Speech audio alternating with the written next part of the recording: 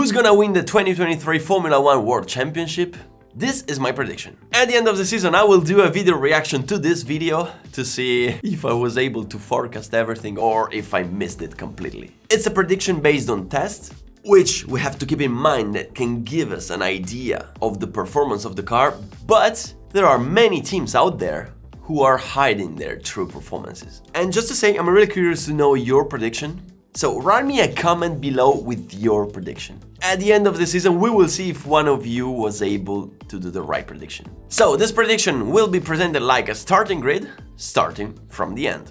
Last row, P20, Sargent, P19, Albon. Yeah, I know it's quite banal, but I already did a video about Williams' history, and they might be better this year, but they have no chance to beat other teams. Especially if you think that, I don't know if you know it, but in the tests, we found out that not only the technical director left, but also the aerodynamic chief, which if you watch the video about Williams, you know how important it is. So, Williams last. Obviously, I see Albon better than Sargent, because Albon has more experience, but I do not exclude that they will be tied at the end of the season. 9th row, 18th, Yuki Tsunoda, 17th, Oscar Piastri. So starting from Tsunoda, after I saw his performance on track, and after I saw him in Drive to Survive complaining that he didn't want to wake up to train, these things, as a man who worked 16 years of his life to fulfill the dream of racing, when I see a guy, one of the 20 drivers racing in Formula 1, complaining that he doesn't want to train, a driver with this attitude will never be able to lead the whole team. I can't tell you names, but there was a Formula 2 driver, and remember that in Formula 2 you have to pay 2 to 2.5 million euros per year to race. Okay, so this guy was testing the car, and at some point he decided that he didn't want to drive anymore. So what he did, he crashed the car and made it unfixable for the day, and he left. So that at that point he was free to go to the hotel and do whatever he wants. In motorsport there are many super rich guys, and it's not uncommon to see people not really fighting for what they do. Apart from this, the new AlphaTauri was not that brilliant in the test, so yeah. Not even McLaren was brilliant, and that's why I put Piastri 17th, even if everybody says he's a phenomenon.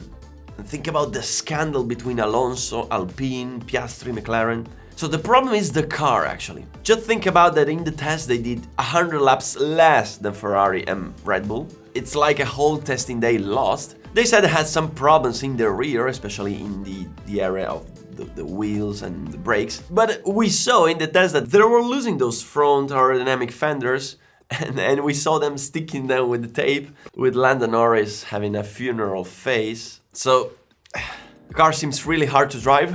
Piastri will struggle a lot in the beginning, and that will kill his final classification. 8th row, 16th, De Vries, 15th, Zhou. Everybody says Piastri is a phenomenon. Why am I placing De Vries in front of Piastri? Okay, if you think about De Vries' story, he looks like a very lucky guy. Well, everybody says he was a phenomenon on karting, but the thing is that when he was karting, he was much lighter compared to the other kids his age, and that gave him a big advantage on karting. And when he jumped on the Formula race cars, he didn't shine that much.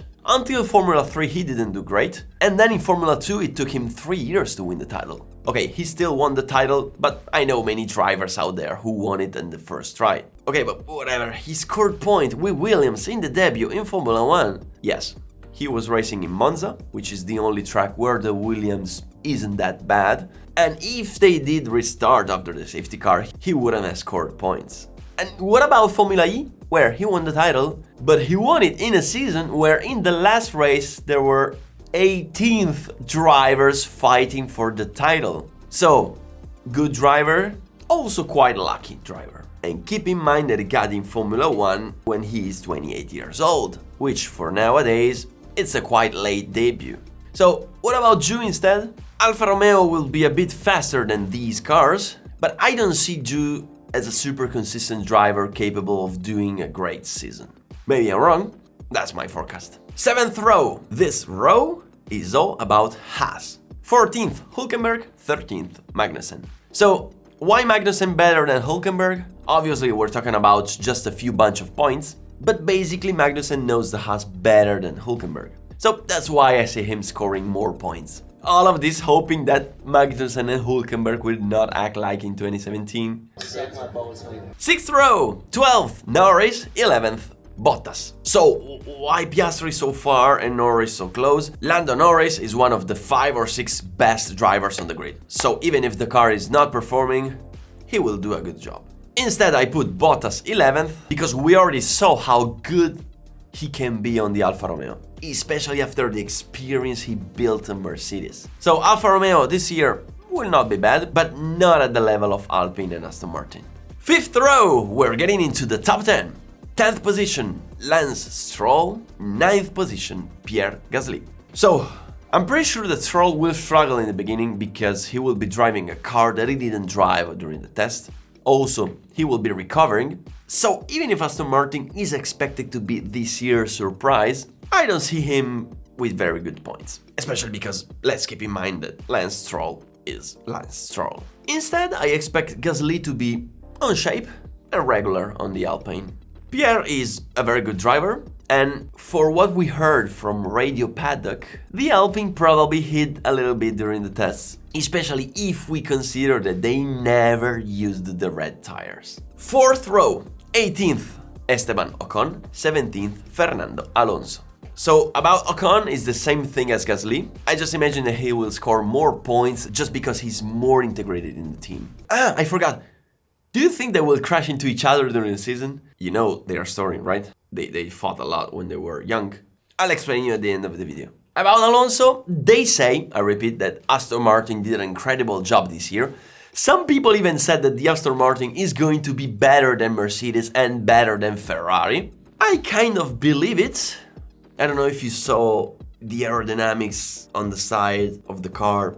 Whatever. Alonso is a beast. He will be a beast this year and he will beat Lance Stroll. So why don't I see him in front of Mercedes and Ferrari? Simply because I don't think that Aston Martin will be able to grow as much as they will grow during the season. 3rd row, and now we will see them one by one. P6, Carlos Sainz. Why just P6? I will talk about Ferrari in the 2nd row, but basically I see Sainz behind of Leclerc simply because Leclerc looks faster on the Ferrari than Sainz. P5, this is tough. In P5, I see Sir Lewis Hamilton. Well, the Mercedes appeared to be struggling during the tests, especially if we think that Toto Wolff said that after the first races they will present a new car. So if after the first test you already say that you're going to change the car, it seems that something's not working properly. Okay, but why Hamilton behind Russell? Well, Hamilton is a phenomenon, Russell is a phenomenon, but George Russell has more growth margin than Lewis Hamilton. Also, this is just my feeling, okay? But I feel like the growth of Hamilton has reached the plateau and is starting to decrease a little bit. Are we truly living that moment in history? Who knows? But I feel like we do. 2nd row, in P4, George Russell. Better than Hamilton, but not better than Ferrari and Red Bull. Maybe in the second part of the season, the Mercedes will fill the gap, but in the season start, they will lose very important points. P3, and now, as soon as you know P3, you will automatically know P2 and P1. In P3, I see Charles Leclerc. Worse than season 2022? Okay, my feeling, and it's just a feeling, okay? My intuition, okay? My intuition, that voice inside, tells me that what happened in 2022 in Ferrari was not just a series of mistakes, but it's a clear sign that something is not working inside the company and the team. It's like when you see two soccer players doing the same mistakes over and over and over. It means that those two players don't talk to each other during training. And when we see such bad mistakes like they did last year, repeatedly, it means that the communication inside is not working. I don't think it's something that can be fixed by just changing 2 or 3 people. You need a total rebuild of the structure. Being Italian, I hope I'm wrong, but I have that strong feeling inside. So, 1st row, not much to say. P2, Sergio Perez. P1, Max Verstappen. Verstappen is too good, the Red Bull is too fast. That's it. Now, just a couple more predictions that will make everything spicier. Sergio Perez will win one race, but only one race. Alonso will be a race winner. Hamilton and Verstappen will not crash into each other until mid-season, and then, after mid-season, they will crash into each other twice in a row. They are like water and potassium. They can ignore them the whole life, but as soon as you put them close to each other, Ferrari will win 3 or more races, the first one in Baku. Hülkenberg is the new Chris Amon. He will never score a podium in his whole life. I really wish you to score a podium, but Gasly and Ocon will fight and they will crash into each other, destroying a race. And why am I saying this? I don't know if you know it, but Gasly and Ocon come from the same part of France, and they were really close friends when they was young. But at some point of their childhood, they had a fight, and that fight escalated to their families. So after that, they stopped talking for years. And now what? They are teammates. And I don't think they will make peace again. We're going to have 7 race winners, which will be Verstappen, Leclerc, Sainz, Alonso, Hamilton, Russell, and Perez. De Vries will score more points than Tsunoda. McLaren will finish 8th in the constructor classification, and Lando Norris will never score a podium. Red Bull will not win in Monza and Imola. The Monte Carlo curse for Leclerc will come to an end. It doesn't mean he will win. I'm sorry, Charles. The best sprint race will be in Qatar. Ferrari will not score 250 pole positions, considering that they're currently at 243. There will be 4 wet races, all of them won by Verstappen. And the last one, the craziest one, Ferrari will win the pit stop classification.